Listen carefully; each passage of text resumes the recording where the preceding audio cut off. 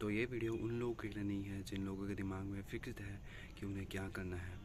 उन्होंने 12th में stream ही ऐसी चूज़ की है जो उनके इंटरेस्ट से अलाइन करती है।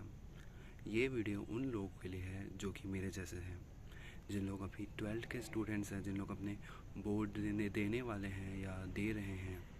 एंड उन्होंने अपनी स्ट्रीम ऐसे नहीं चूज़ की थी कि उनका इंटरेस्ट था, उनके घर वालों ने कहा या फिर उन्होंने बाहर से कुछ सुना, और ऐसे चलते हुए उन्होंने अपनी एक स्ट्रीम चूज़ कर ली है। एंड वो अभी स्ट्रगल कर रहे हैं, उन्हें समझ नहीं आ रहा है कि अपनी ज़िंदगी में क्या किया जाए। And they are struggling to even give boards. उन्हें ये भी नहीं समझ में आ रहा है कि बोर्ड्स कैसे दिया जाए। तो अगर तुम एक ऐसे टीनेजर हो, then this video is for you. अब यहाँ पर मैं ऐसे लोगों का एग्जांपल लूँगा जो कि PCM यानी कि फिज़िक्स केमिस्ट्री मैथ्स के स्टूडेंट हैं, इन शॉर्ट साइंस स्ट्रीम के स्टूडेंट है, क्योंकि मैं भी एक साइंस स्ट्रीम का स्टूडेंट हूँ। मैंने भी 12th में PCM दिया था, तो मैं उस नज़रिए से ज़्यादा अच्छे से एडवाइस दे पाऊँगा। बट तुम कोई भी स्ट्रीम से हो, तुम इस एडवाइस को अगर तुम डाइसेक्ट करोगे तो तुम अच्छे से अप्लाई कर सकते हो। So let's begin with it. देखो, अभी तो तुम सिचुएशन में हो, उस सिचुएशन में मैं भी था। मैंने भी अपने 10th के बाद मैथ्स की स्ट्रीम सिर्फ ऐसे ही चूज़ कर ली थी, क्योंकि मुझे कोडिंग में थोड़ा बहुत इंटरेस्ट था, इसलिए मैंने ले ली थी। बट मुझे साइंस में बिल्कुल ऐसा नहीं था कि एकेडमिकली इंटरेस्ट नहीं था। मुझसे ना फिज़िक्स होती थी ना केमिस्ट्री होती थी, और मैथ्स तो मेरे लिए ओके था। तो मेरे लिए एक ये बहुत ज़्यादा बेकार डिसीजन था लेना, क्योंकि मैं उसमें अच्छा ही नहीं था। बट अब जब तुमने ले लिया है ऑलरेडी, और तुम तुम्हारे 12 बोर्ड्स अब ख़त्म होने को आगे हैं, एंड तुम्हें 12 बोर्ड्स देने हैं, तो फिर तुम ये नहीं सोच सकते कि मैं क्या कर सकता था, मैं भी गलत रास्ते में नहीं। सबसे पहला जो स्टेप तुम्हें लेना है अभी वो है कि try to ace the board exams. देखो, बोर्ड एग्ज़ाम्स इवन तो बहुत ज़्यादा हार्ड होते हैं 12th के, बट वो इतने भी ज़्यादा हार्ड नहीं होते जितना तुम सोचते हो। You just need to revise the previous year questions and do a lot of study. That's it. तुम्हें अपना एक सिस्टम बनाना पड़ेगा, तुम्हें अपने दिमाग में बैठाना पड़ेगा कि no matter what I have to ace this exam.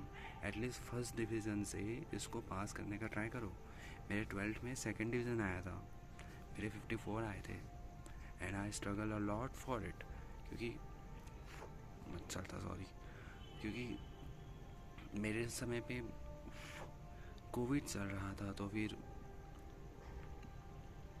मेरे पास मेरी स्टडीज़ उतनी ज़्यादा अच्छे से नहीं हुई थी। पर तुम्हारे पास ऑप्शन है, तुम कर सकते हो, and you should do it. You should take the call and try to ace the exam first. Boards के अगर तुम एग्ज़ाम एज कर लेते हो तो तुम्हारे ऑप्शंस आगे में बढ़ जाते हैं। So study a lot more hours, बस शुरुआत से एकदम चालू मत कर देना। शुरुआत में सिर्फ 1 घंटा बैठो, फिर 2 घंटा होगा वो, फिर धीरे धीरे 3 घंटा होगा, फिर वो धीरे धीरे 4-5 ऐसे करते करते बढ़ाते जाओ। And study smart. सब चीज़ पढ़ने का ट्राई मत करो, प्रीवियस ईयर क्वेश्चंस उठाओ, और just try to ace the exam that way you will be able to get more colleges letter. अब तुमने PCM चूज़ की है, तो मैं एज्यूम करूँगा कि तुम BTech या फिर इंजीनियरिंग करने वाले हो।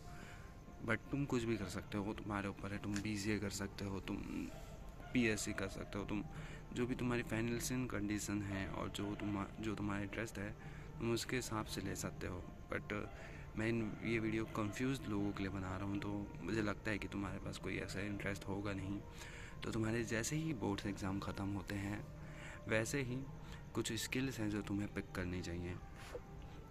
सबसे पहले जैसे ही बोर्ड ख़त्म हो, एक अपने जो लैपटॉप है या कंप्यूटर है अगर है, तो उसके सारे जितने भी फीचर्स है उसको चार्ट डालो। Become a nerd, learn everything about your computer. क्योंकि no matter what your stream is, no matter what your field is, computer बहुत ज़्यादा काम में आएगा तुम्हारे इस नए जनरेशन में। तो लर्न कंप्यूटर, क्योंकि ऐसे बहुत सारे लोग हैं जिनको अभी भी कंप्यूटर का C भी नहीं आता। तो ट्राई टू लर्न दैट। और अगर अभी पीसी नहीं है तो फिर एक सस्ता सा पीसी ले लो। 30,000 के अंदर भी बहुत अच्छे पीसी आते हैं, क्योंकि अगर तुम टेक फील्ड में जाना चाहते हो तो फिर तुम्हें लैपटॉप लगेगा ही, no matter what you do. And scholarships भी होते हैं, बहुत सारी चीज़ें होती हैं जिनसे तुम एक सस्ता सा लैपटॉप ले सकते हो जिसमें तुम बेसिक कोड को रन कर सको, वेब डेवलपमेंट कर सको, बस इतना रख लो। मैं अपने 2 GB रैम वाले लैपटॉप में भी कोडिंग कर सकता था, कर लेता था। तो you just need a basic laptop. अब उसके बाद जैसे ही तुमने कंप्यूटर सीख लिया, कोई भी एक skill, web development, graphic designing या फिर ऐप डेवलपमेंट, ऐसी कोई भी चीज़ पिक करो और उसको लर्न करना चालू करो यूट्यूब से। मेरा जो बहुत बड़ा जो रिग्रेट है, जो कि मुझे आज तक खाता है, कि मैंने जो कोडिंग है वो मैंने अपने 12th के बाद और कॉलेज के पहले वाले फेज़ में चालू नहीं की थी। इसकी वजह से मैंने बहुत स्ट्रगल किया और मैं आज भी स्ट्रगल करता हूँ, क्योंकि मेरी प्रोग्रेस बहुत ज़्यादा लेट हुई। तो तुम्हें क्या करना है कि तुम्हें वेब डेवलपमेंट चालू कर लेना है। वेब डेवलपमेंट चालू करने से होगा ये कि तुम कोडिंग में बहुत ज़्यादा इंटरेस्ट लेने लग जाओगे और तुम्हें पता चलेगा कि कोडिंग तुम्हारे लिए है कि नहीं। And you will know such things कि तुम्हारा ब्रेन बढ़ेगा। तुम्हारे पास इंटरेस्ट नहीं है तो तुम्हें इंटरेस्ट बिल्ड करने पड़ेंगे। अब जितनी भी मैंने चीज़ें बताई, ग्राफिक डिज़ाइनिंग, ये सब ये सबको एक साथ नहीं करना है। 6 महीने पिक करो, 6 महीना वेब डेवलपमेंट को दो। फिर अगर वेब डेवलपमेंट पसंद ना आए तो कोई एक दूसरी स्किल को पकड़ो और उस पे 6 महीने दो। 6 महीने ऐसे दे के तुम्हें पता चलेगा कि तुम्हें किस चीज़ में ज़्यादा इंटरेस्ट है, किस चीज़ में तुम्हें मज़ा आ रहा है, किस चीज़ को तुम टॉलरेट कर सकते हो ज़्यादा अच्छे से। अब ये करने के बाद तुम्हारे पास एक ऐसी स्किल आ जाएगी जिसको तुम मोनेटाइज कर सकते हो। तो फिर तुम फ्रीलांसिंग वर्क चालू कर सकते हो, तुम इंस्टाग्राम में पेज बना सकते हो अपना, तुम एक यूट्यूब चैनल स्टार्ट कर सकते हो जहाँ पास तुम अपने स्किल के बारे में शेयर करो। एक लिंक्डइन में अकाउंट बना लो और वहाँ पास अपने स्किल के बारे में प्रदर्शन करो।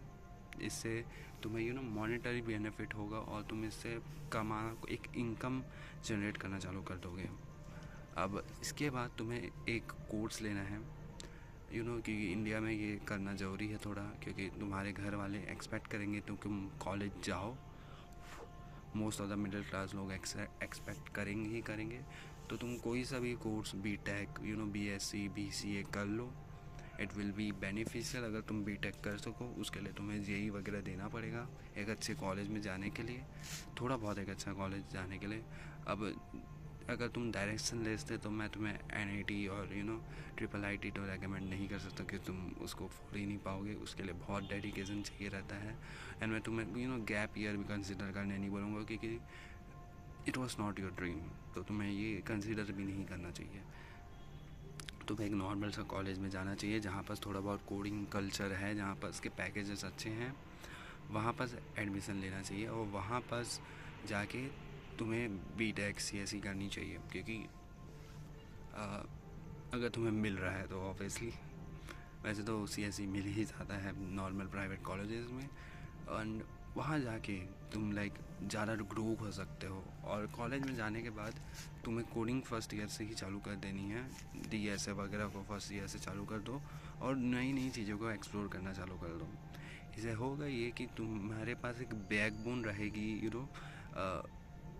कोडिंग की, जो कि बहुत ज़्यादा इम्पॉर्टेंट है, क्योंकि वो एक हाई पेएबल बहुत ज़्यादा हाई पेइंग जॉब बहुत ज़्यादा हाई पेइंग जॉब अपॉर्चुनिटी देता है।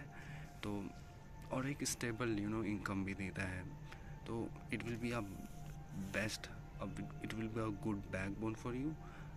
एंड साइड में नई चीज़ें को एक्सप्लोर करना चालू करो, जो भी क्लब्स हैं, कल्चर्स हैं, नए स्किल्स हैं, उनको एक्सप्लोर करो। इससे तुम्हें पता चलेगा कि किन चीज़ों में तुम अच्छे, किन चीज़ों में तुम बेकार हो। एंड आई होप कि मैं तुम्हें कुछ समझाने के लिए कुछ समझा पाया हूँगा। बहुत मच्छर है यार, मुझे ये सेटअप चेंज करना पड़ेगा, वरना मेरी वीडियो ऐसे ही स्ट्रगल करते रहेगी। बट आई होप कि मैं तुम्हें कुछ समझा पाया हूँ। एंड आई होप कि तुम थोड़ा सा फ्री फील कर रहे होगे ये वीडियो को सुनने या देखने के बाद। तो बाद में मैं और इसके ऊपर वीडियोस बनाऊंगा, क्योंकि टीनेजर्स के ऊपर मैं वीडियो बना रहा हूँ, तो इसमें अच्छा रिस्पांस आ रहा है ये चैनल पे। then so I will be making more videos like this, जिससे किसी ना किसी की हेल्प हो जाए. तो that's it for today. And ये सब चीज़ों को अप्लाई करो and I wish the best for you. So कल मिलते हैं. बाय.